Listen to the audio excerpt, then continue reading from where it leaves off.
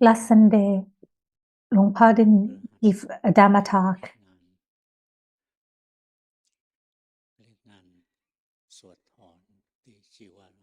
because there was a ceremony called this really long name called Sathon Sangya Sima.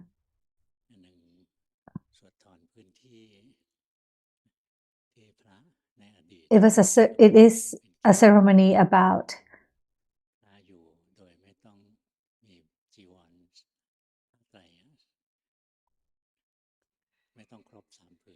with announcing that this area can be the area that the monks can stay without having to have all the pieces of rope or the 3 pieces of rope.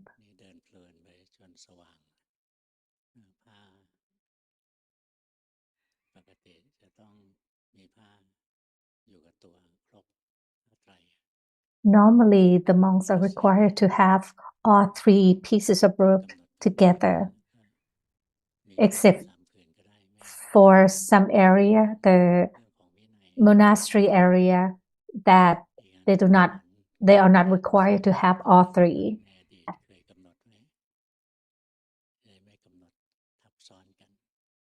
And also, the ceremony also denounce if this area was reserved for the monks in the past. So they withdraw this reservation and then they add the new announcement that this area will be the area for the monastery. They had to have a lot of practice until late at night for the ceremony. And the outcome of the ceremony turned out very well. The monks who attend the ceremony praised the team that prepared the ceremony, that the ceremony went well, smoothly, without any problem, due to the preparation of the team, starting from the proper parking space and receptions.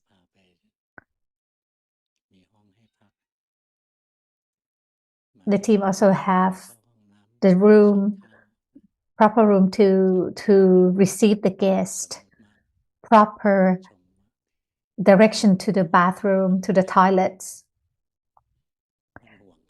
So the visited monks praised the team that have very well prepared this ceremony. And this temple, Luangpa's temple at Wat Suan Saditam, there is never any ceremony, this big type of ceremony that happened here before. So Luangpa would like to anumotana everyone who he is involved in the preparation and in this ceremony. And next 2 weeks, on Saturday, February 22nd. Which day? On Saturday.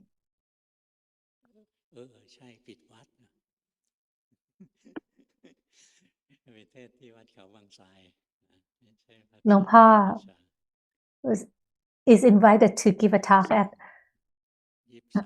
another temple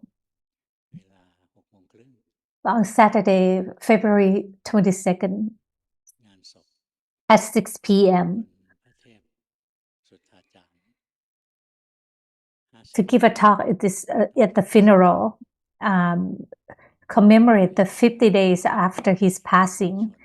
He is a very well-respected monk within Chonburi province. He was a very well-respected. He was beautiful. He would not take any money when people offered to him. He was beautiful. He ordained many monks who stay at Wat Son Satitam, probably more than hundreds of monks who come to stay here.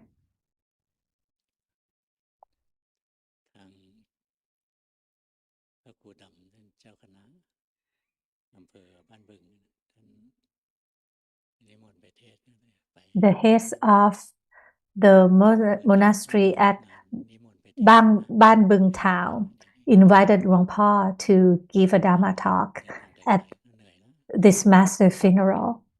Luangpo usually do not accept invitation because he feels that he's getting older and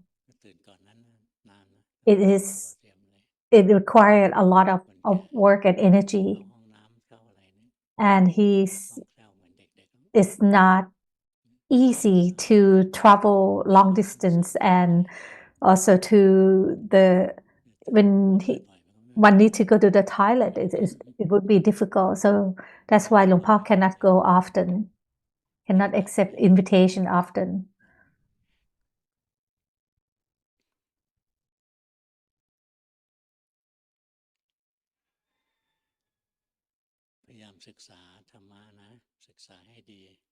Let's try to study Dhamma.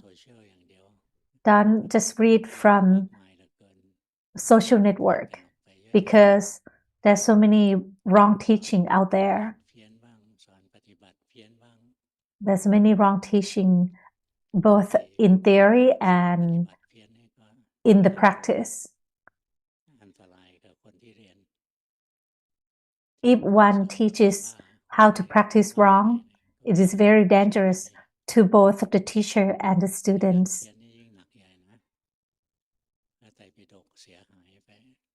And if you teach the theory wrong and wrong the Tipitaka, the text, that is very bad for everyone. Because if you spread the wrong words and people keep spreading it can be very dangerous. The past master, they were very, very careful when they want to share Dhamma. They were very detailed before they share anything. Luangpo Sha, when he was younger, when he met another elderly master, and Luangpo Sha asked to stay with this master, and they practiced together. And one day, this elderly master said to Luangpo Sha that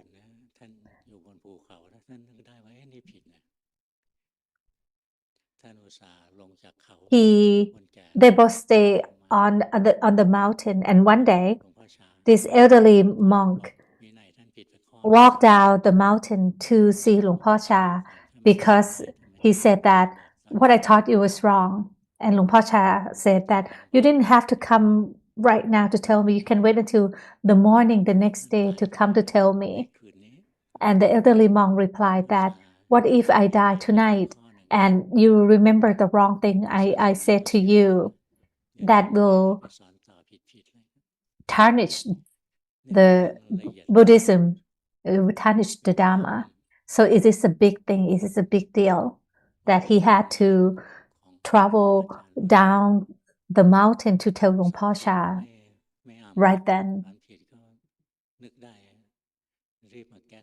So when great masters may misspeak about the Dhamma, they would correct it right away. They would not be afraid of losing their face.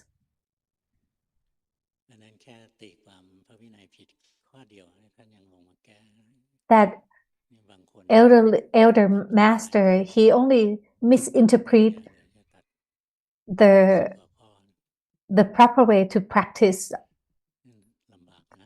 the proper way of living for monks, and then he had to hurry to tell Luangpo Sha.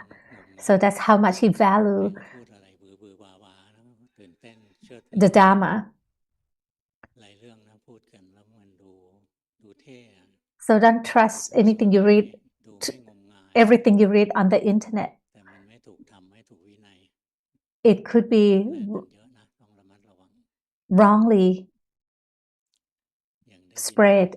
Both in Dhamma, both is the way of the practice. There was one who reprimand Venerable Luangpu Kun. Do you know Luangpu Kun? Luangpu Kun was a great master. The one that reprimanded Luangpu Kun said Luangpu Kun was wrongly practiced in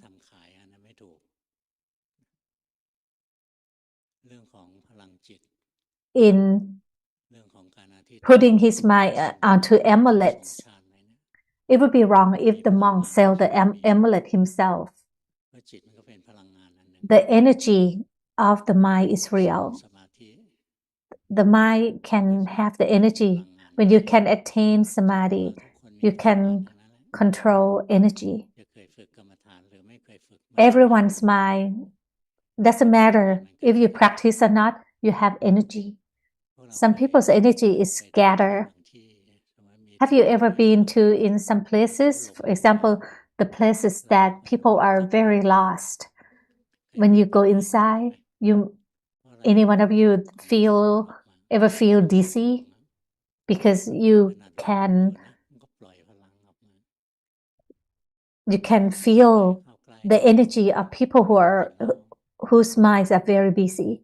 That's why you and lost. That's why you feel dizzy when you go to those places.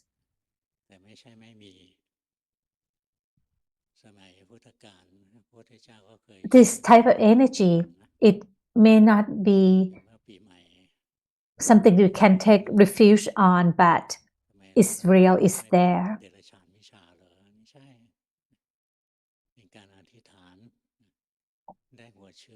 In some ceremony, the monk blessed the water and it becomes the holy water. Is that the wrong thing? It's not the wrong thing. And many monks bless people by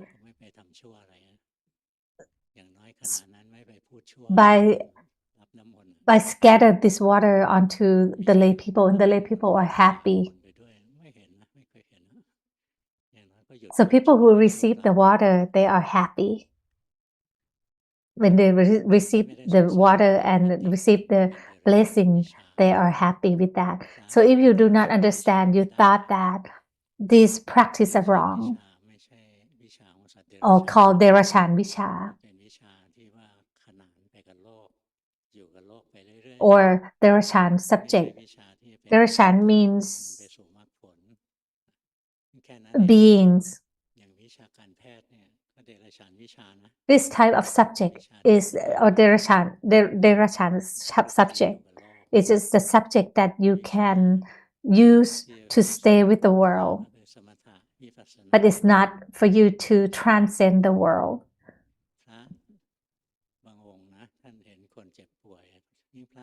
Some monks, especially the monks in the past, when they see sick people and they cure those people, like Master Luangpu Pang from Wat Bang Nom Ko Temple. He also can cure people. Luangpu saw him when he was young, that Luangpu Pang has this container, and there are many amulets inside.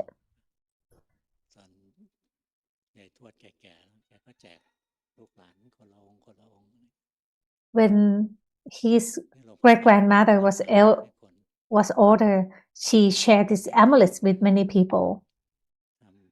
When Luangpu Pang, Venerable Luangpu Pang shared this amulet, is that wrong? Because he wanna bless with people, that is not wrong. But if one sell those amulets, that would be wrong. But if you are doing it to help the world, there's nothing wrong with that. We have to be able to distinguish that. these days people do not have the clear understanding and thought that when you read when you hear some people say that you thought that this person is right.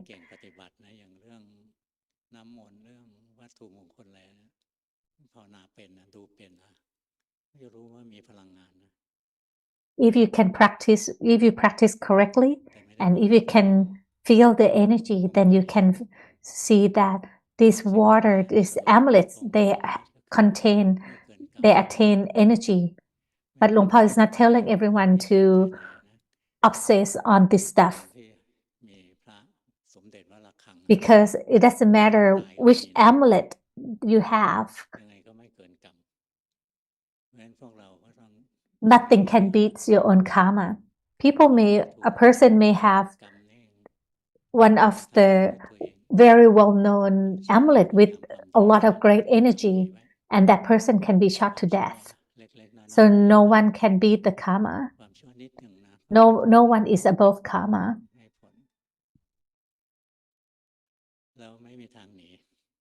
And there's no escape from karma unless you can attain nibbana.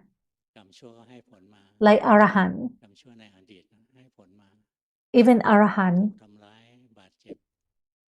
some of their negative karma can result them in injuries. Even the Lord Buddha, he was bruised after he was hit by the rock at his foot. He didn't bleed, but he was bruised because his virtue was full. No one can kill him. Although someone was trying to kill him by pushing the rock toward him, but he was bruised. And he said that this bruise is a result of his past karma.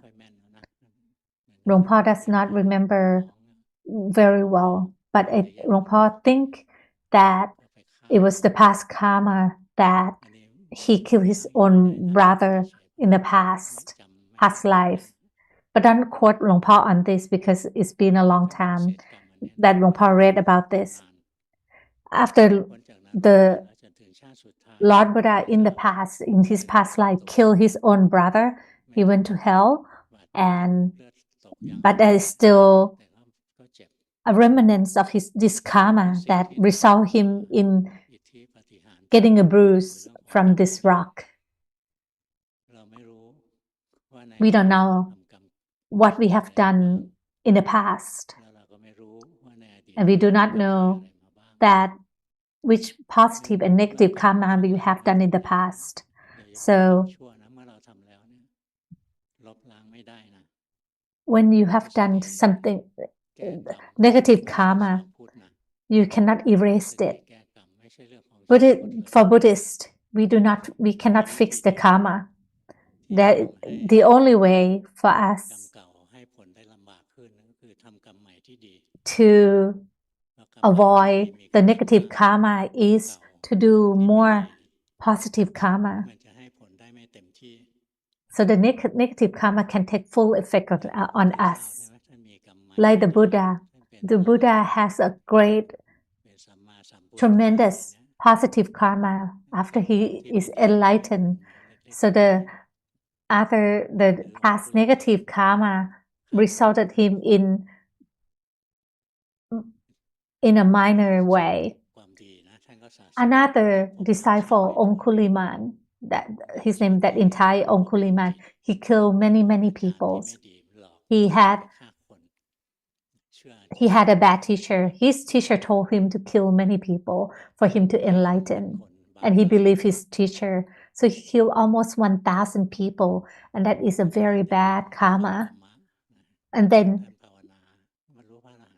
he heard the Dhamma of the Lord Buddha.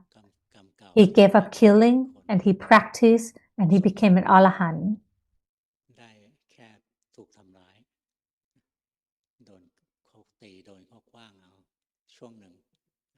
So after he became Arahant, which is a very great positive karma, so the result from his negative karma only result him from instead of being killed, he was only hurt by other people, like throw a rock at or beat at, but he was not killed. So it only hurt his physical body. It did not hurt his mind. And there's no more next life for him to receive any karma because he was an arahant. So in this lifetime, when anything bad happened to you, you don't have to ask anyone what have I done to encounter this bad event, bad consequence, bad thing that happened to me. What did I do? You don't have to ask anyone. If you have a problem,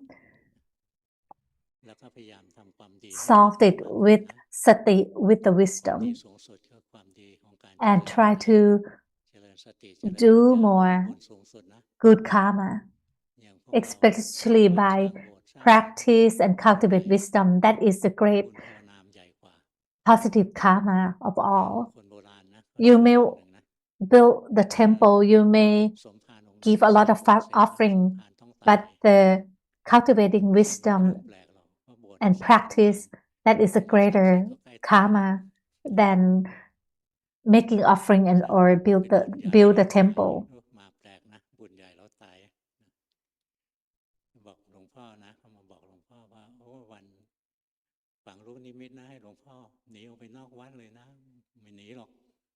Some people have a funny belief that if you make a great, the big good karma, that will result you into dying.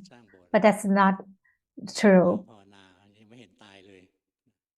Luangpu practice and cultivate wisdom. That is even a greater karma, and he's still here. So for Buddhists, we have to have reasoning when we listen to anything. The great karma, great good karma is a result of doing the practice and cultivate wisdom. And be mindful of the body and the mind. Like when you know so of your body's body breathing in and out. If we keep practicing, training ourselves, every time we have time, know so when we breathe in and out, or you can recite mantra Putto together with knowing the breath.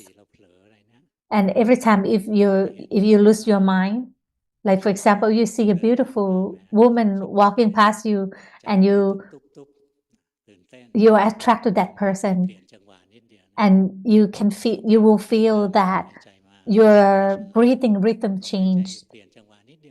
You will recognize it right away, and sati would arise right away that just now your mind was lost in this beautiful woman. So the sati would arise because the mind recognizes this state. So this is how you should practice to know so of this body and mind. Know so when the mind drifts off to think. You don't have to pull the mind back when the mind drifted off to think. The mind that is lost is unwholesome. You don't have to try to pull it back. Just leave it and come back to the breathing. And every time the mind is lost, know so again. And then start over and then know so again of the breathing. If you keep practicing like this, the mind will recognize the state when the mind is lost. Then when the mind is lost, you will know so right away and the authentic state will arise. For some of you who do not like to know so of the breath, you can know so of something else like the body movement, like sitting, standing, walking, laying down. Like now you can know so that you're sitting down, you can know so that you're standing up, you are walking. So every time the body move, body shift, the mind will be awake and sati will arise.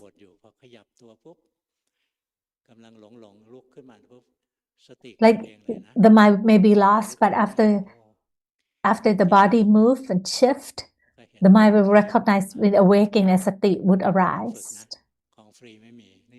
But we have to practice, train ourselves. There's no freebies. Sati is very important. Mindfulness is very important. If you don't have sati, you don't have mindfulness, you will not have the wisdom. You don't have the samadhi.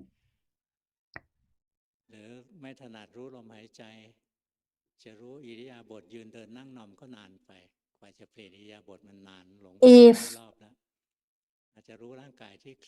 you do not know so of the main body moving, which is sitting, standing, walking, and laying down, because it takes too long between each posture. You can know the sub movement between this posture. So every time your body moves just a little bit, know so that this body is moving. This is the practice based on the full foundation of mindfulness. The foundations would lead to the correct sati. Like Luangpo, at the very beginning, he was practiced by staying with his breath, but that was samatha practice.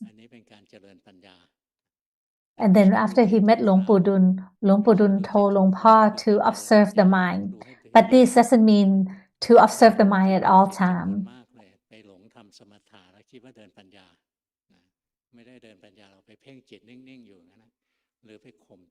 Many people have to be careful about this. When you say that you are observing the mind, many of you are making the mind still. You are watching the mind and the mind is being still. This is samatha practice. When Luangpu Dun told Luangpo to practice by observing the mind, this is also one of the four foundation of mindfulness. At first, Luangpo did not understand how to do this.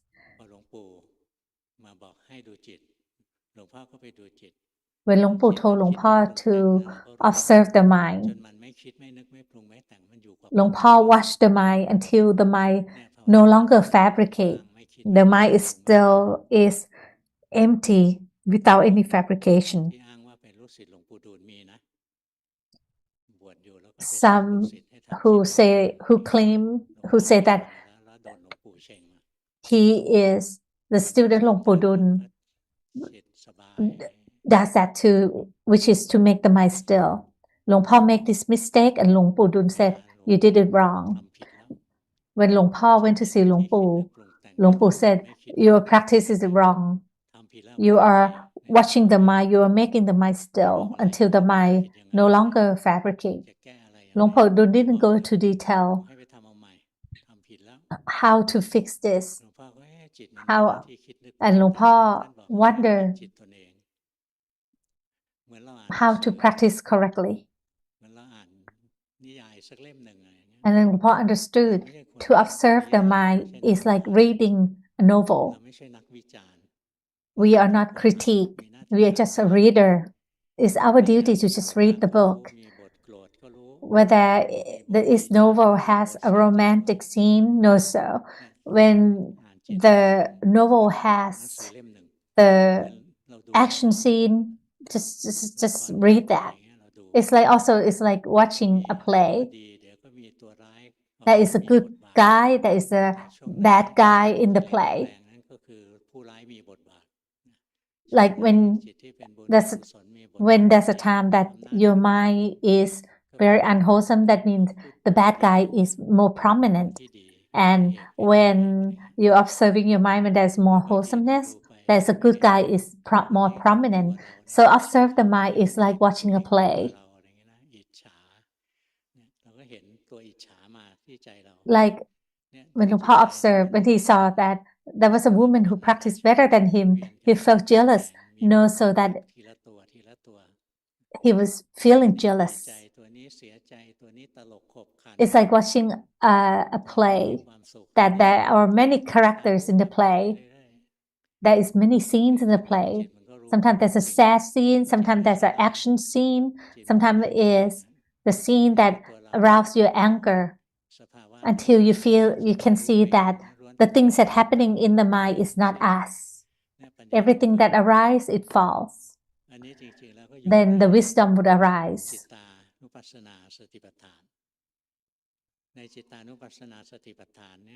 This is observing, using the mind to practice. This is using the mind as the object of meditation.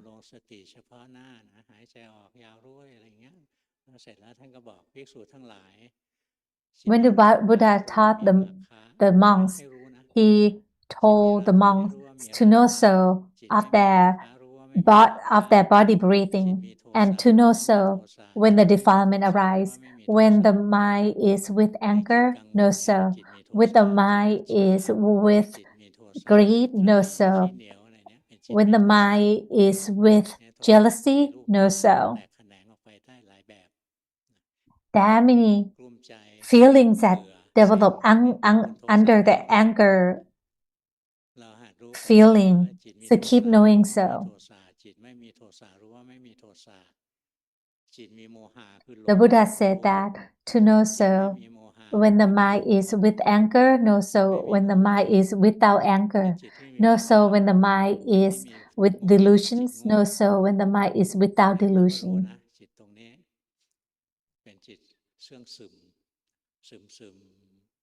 Know so when the mind is drowsiness, know so when the mind is without drowsiness. When you have drowsiness, you cannot, everything seems blurry, that you cannot tell which from which clearly.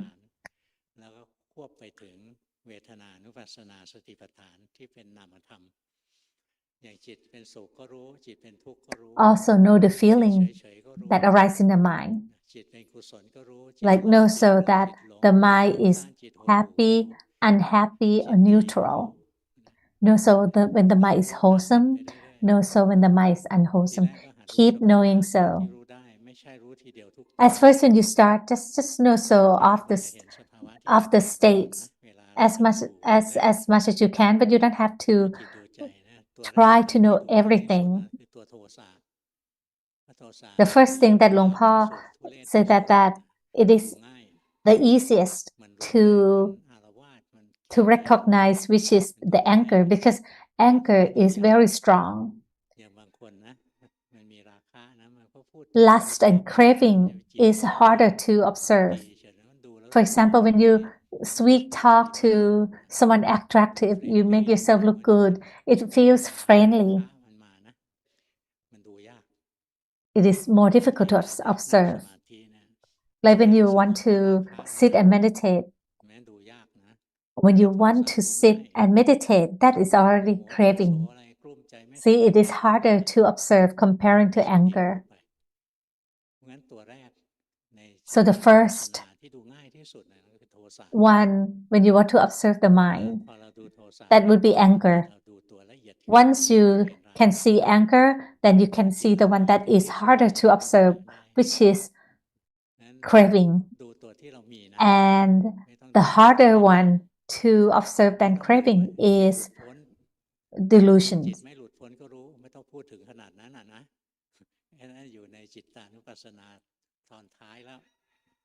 You don't have to worry about the mind being enlightened or not.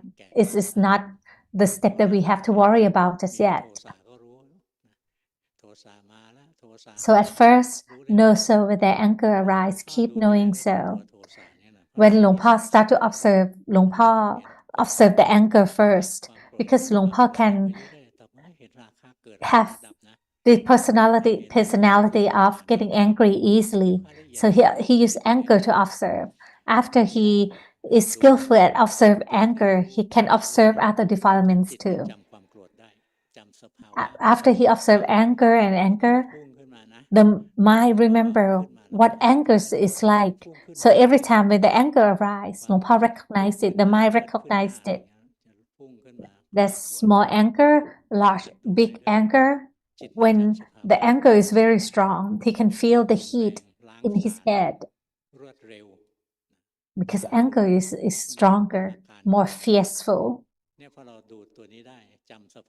If you can recognize anger clearly, when the anger arises without intentionally trying to observe anger, like for example, you see he sees someone's face, and he saw that person's face, and the anger arises right away. Without trying to observe the anger, he saw anger because he was skillful and observed anger. He saw the anger arise from the middle of the chest. As soon as he saw the anger arise, the anger dissipates. So when you cultivate wisdom, you don't have to abandon any defilement. Every time the defilement arises, when sati arises, the defilement would distinguished, would perish on its own, because sati and defilement, they cannot arise together. And the mind with sati is the wholesome mind. If we started from practice from the defilement, you don't have to start from the wholesomeness, because not many of us have wholesomeness. We can start from the thing that we have the most, which is defilement. Luangpo start observing from recognize his angers. We have to practice until we are skillful at observing that. So keep knowing so of the states of the defilement when the defilement arises. Keep knowing so until the mind recognize when the defilement arises.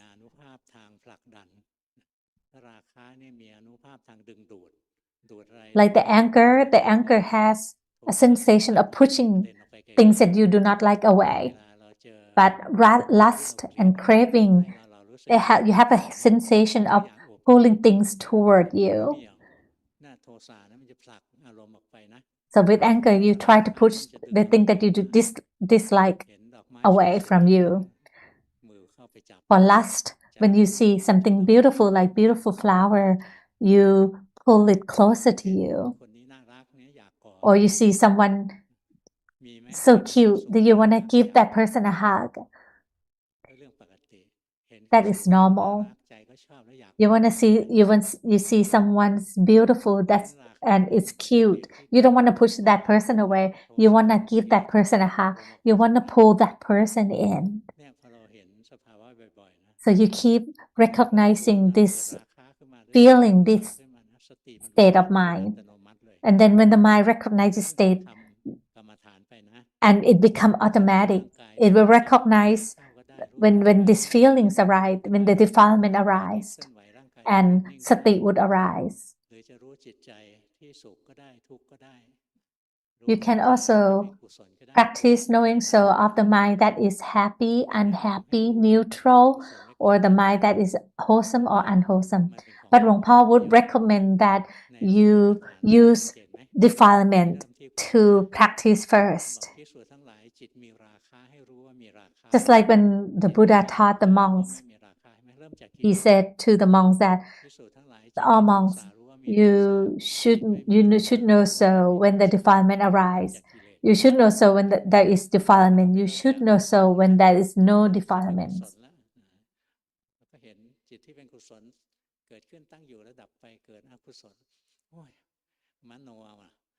It is harder for us to recognize wholesomeness and unwholesomeness mind. Most of the time we thought it's come from thinking. So let's practice on that, and then you will gain sati or mindfulness. And as when you have sati, correct sati, then the correct samadhi would arise, and the mind is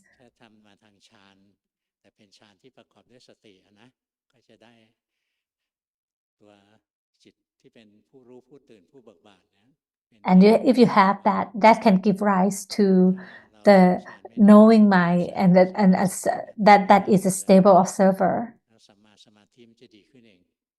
So let's practice on that, and you will have a more and more right samadhi. Like if you keep knowing so of the mind that is lost, keep knowing so when the mind is lost. When the mind is lost, sati would recognize this state, and correct sati would arise on its own, and then correct samadhi would arise on its own. You don't have to do anything. The mind will become a stable observer on its own. This is how Luangpo practice as well. And Luangpo also practice by when he attained a very powerful samadhi, then his mind become a stable observer. But this way is harder for the people in this generation because our mind is very busy for us to attain strong samadhi. So the way to practice is to know so when the mind is lost, know so when the defilement arises. Is today teaching difficult? Anyone think that this is too difficult? Raise your hand. That's one or two. When there's one that will raise their hand, others will follow.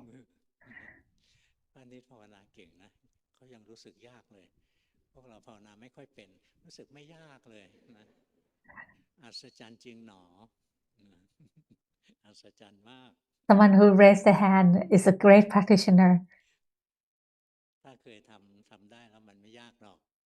But if you have done it before, it's not difficult. But if you never have done it before, then it will be more difficult. Homework reviewing time, number 1. I thought that I'm a good person and I am better than other people. I started to see that I have a lot of anger, and I thought that I'm better than other people. And every time I see that my mind is lost, I am awakened. When the mind is lost, I move my hand, so I am awakened. Please tell me which object of meditation I should do so I would not be too overfocused. Luangpo replied, there's no one object of meditation that you will not overfocus.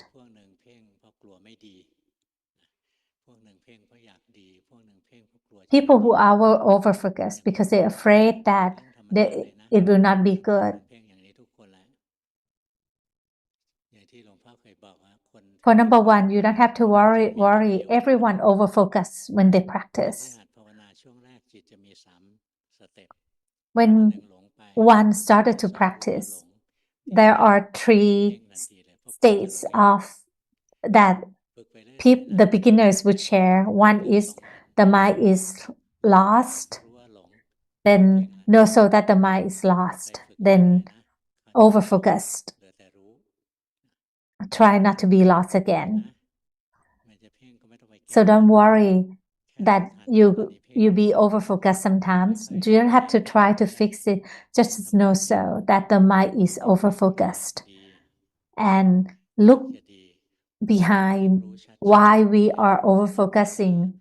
We are overfocusing because we want to do well. We have craving. We have wanting to do well. We have wanting to do it right. If you know so of this, you will let go of the overfocused. When you start to practice, everyone overfocused. Master Luangpu Sha said, when you first started to practice, you can keep it just a little bit tight, so your mind would be lost too much. So don't be alarmed if your mind is tight.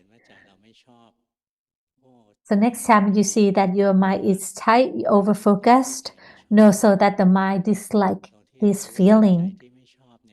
and know so that the mind dislike this feeling. The mind that recognize that the mind dislike over-focusing, the mind that recognize that is the new mind. It's not the mind that over-focused anymore.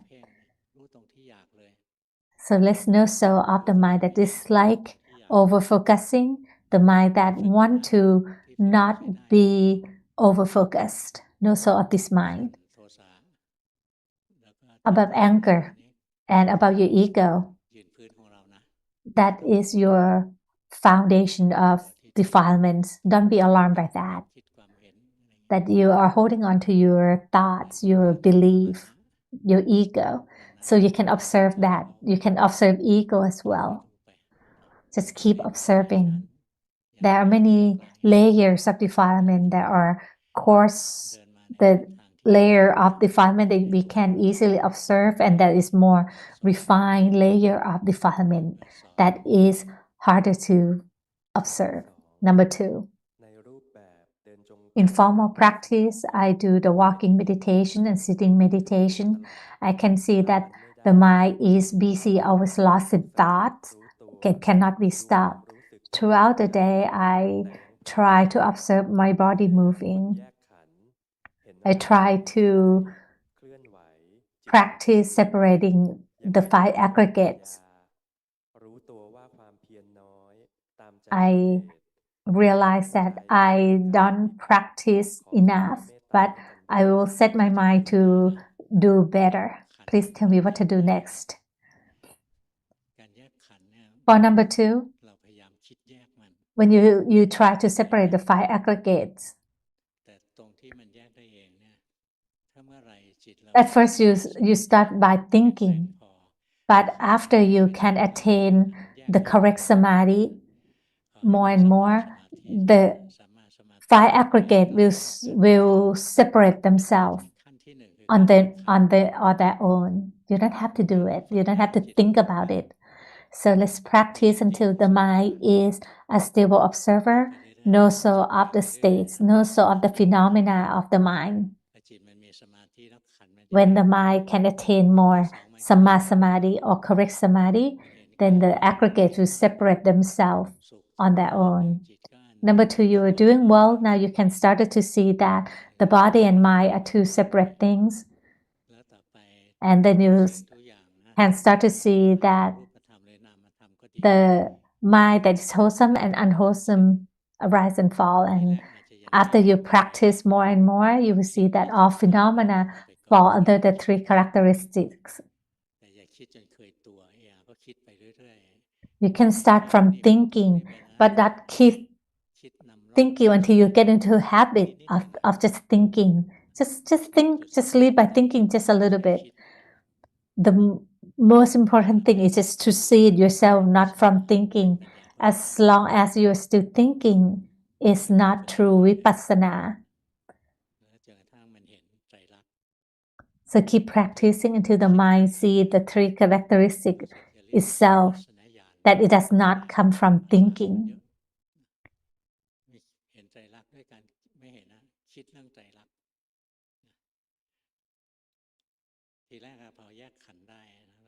At first, after you can separate the 5 aggregates, you will see that each aggregates are working on their own.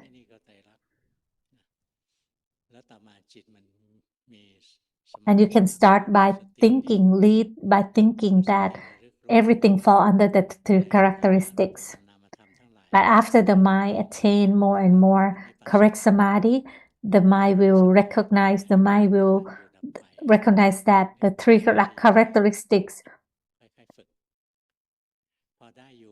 of that all the 5 aggregates fall under the 3 characteristics. It is very difficult for one to attain the mind that is a knower, that is a stable observer. Luang Por had this mind long time ago, and then Luang Por thought everyone would have this mind, but no. Most people in the world, their minds are lost. Number 2, your mind is lost now. Can you tell? Number 3.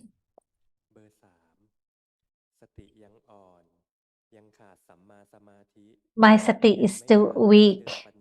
I don't have the correct samadhi. I don't think I have cultivated wisdom much. I think I see some truth about the world. For the past 2 years, I fall asleep less as when I practice samadhi.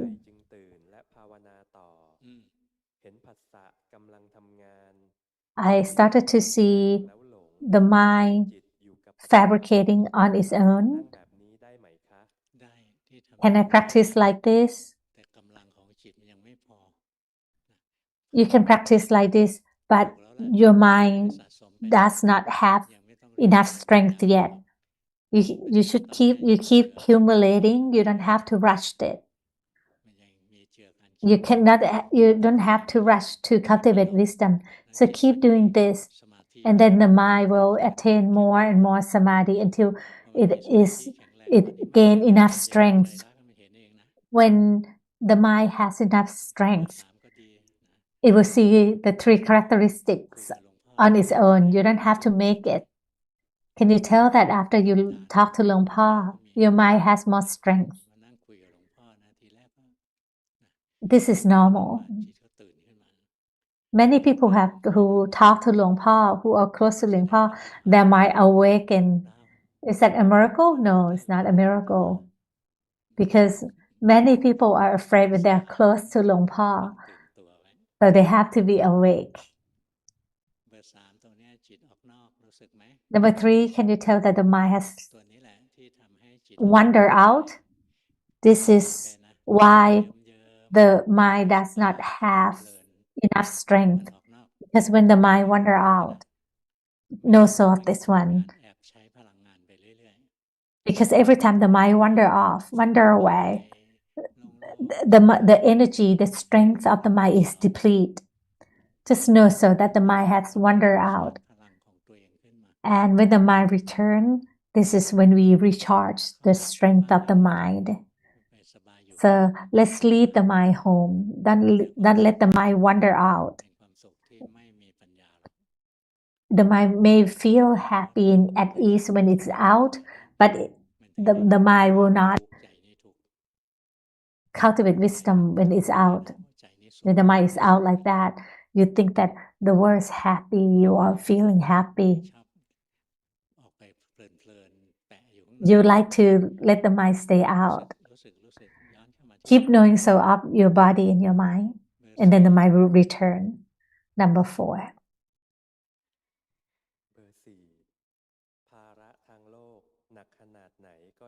I have a lot of burdens in the world.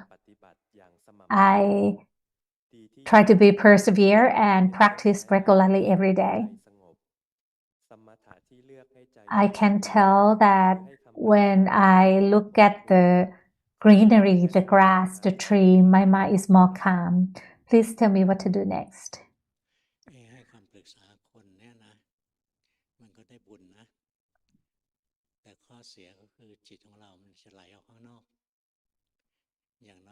Number 4, give advice to other people. Luangpu said that whereas you give advice to people, your mind wander off. So next time when you give advice to people, notice your body and your mind.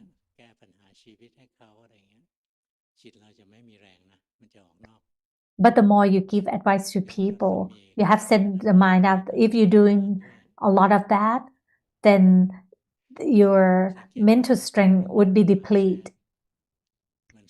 So you have to practice and then regain strength.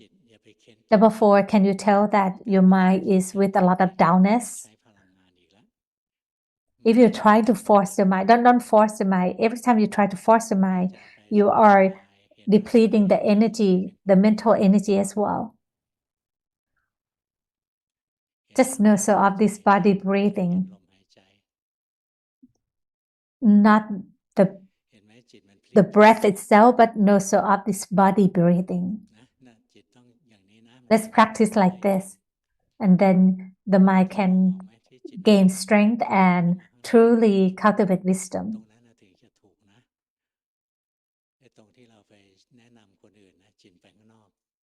When you advise other people, the mind would wander off. And the more you do that, the more you are depleting the energy. The mind, you may feel happy because that action is wholesomeness, but the mental strength will drop. If you want to attain Nibbana, you have to stay with yourself. Where there's time that you have to give other people advice, do that. But then when you return home, when you come home, practice and observe your own body and your own mind. Right now, the mind is moving inward toward your thought. Can you tell? You don't have to stop it from happening. Just know so. When you know so, then your mind is with you again. Anumothana, หลวงพ่อ Anumothana with number 4. Number 5. I chant every morning and evening, and I try to not let the mind be dull. And throughout the day, I recite mantra Bhutto and stay with that. Lately, I have a lot of things that I see and I do not like. And I would wrong precept number 4 that I would say the wrong thing out. Please tell me what to do next. Do you know of the phrase of putting yourself in other people's shoe? You are angry because you have your own opinion. You think this is right. Let's imagine if you are in other people's position, you might do the same thing too. This is putting yourself into other people's shoes. And if you truly understand that, metta will arise instead of anger. But if you hold on to your own opinion, you will feel that that's not right, that is not okay. So let's put yourself in other people's place and see from their perspective. For number 5, your mind is very intellect and you have good samadhi. So let's practice by observing your body and your mind. When the eye sees something that you do not like, just know, so it's just a form that you see. You cannot pick or choose which form we can see. It's the value that we give.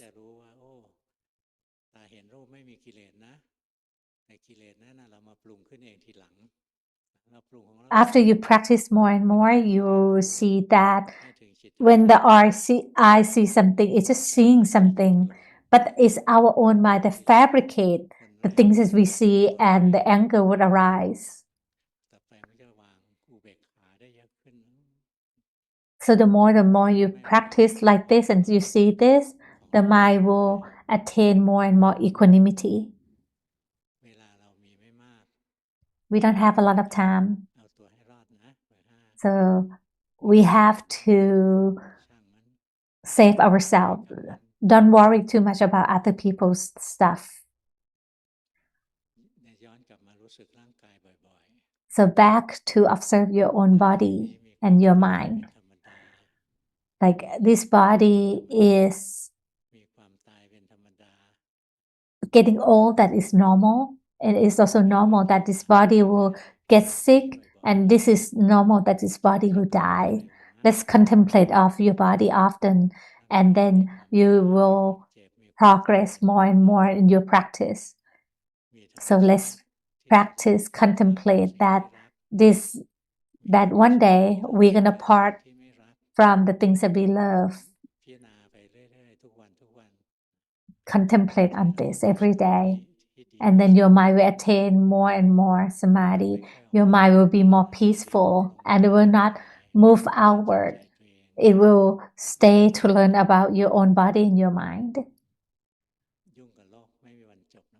Don't mingle with the world too much. That is the thing that it will never end.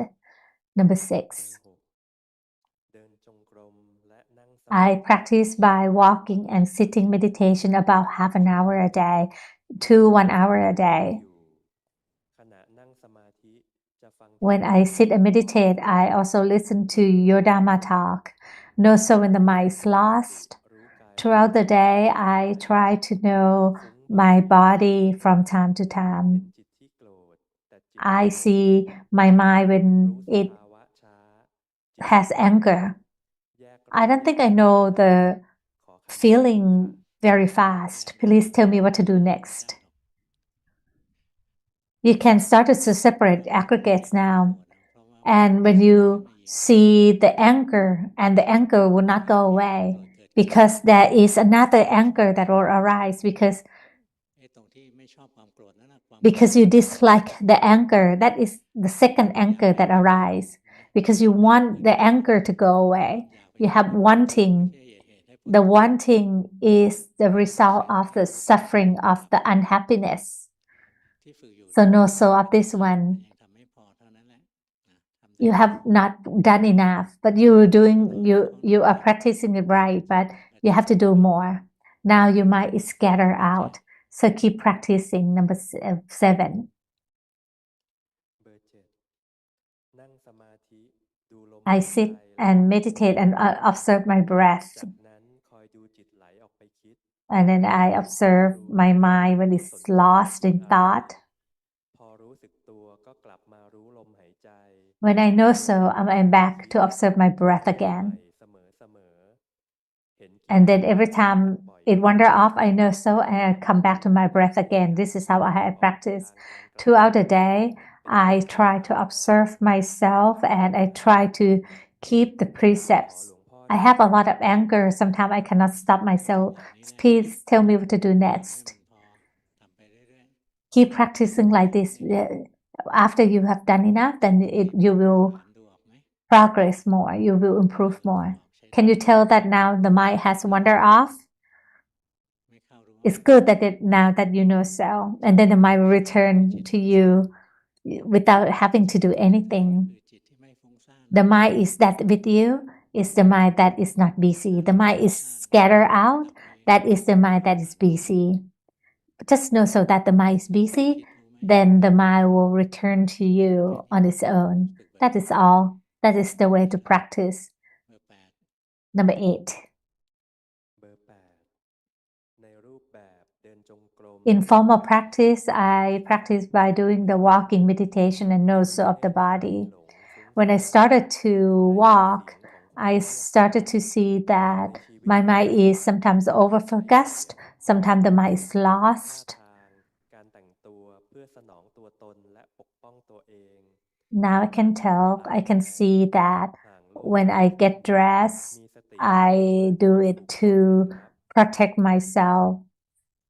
The way I speak, the way I walk is observing self. Please tell me what to do next.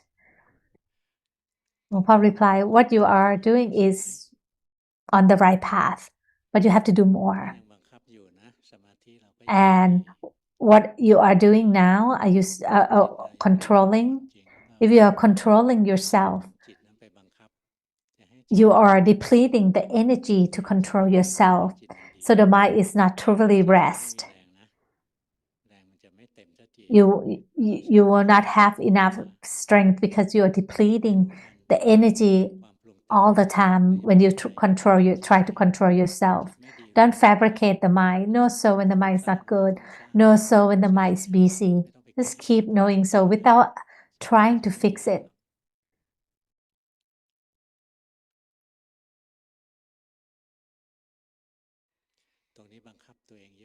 Right now, you're trying to control yourself too much.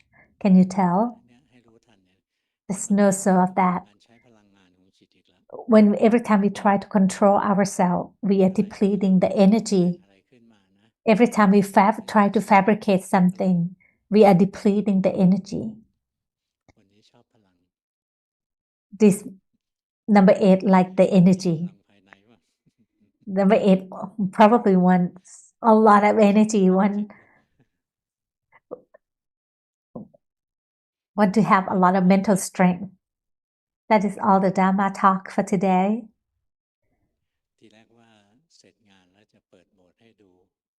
At first, Luangpo thought that Luangpo will open the new temple hall for the public, but it's not finished yet, just yet.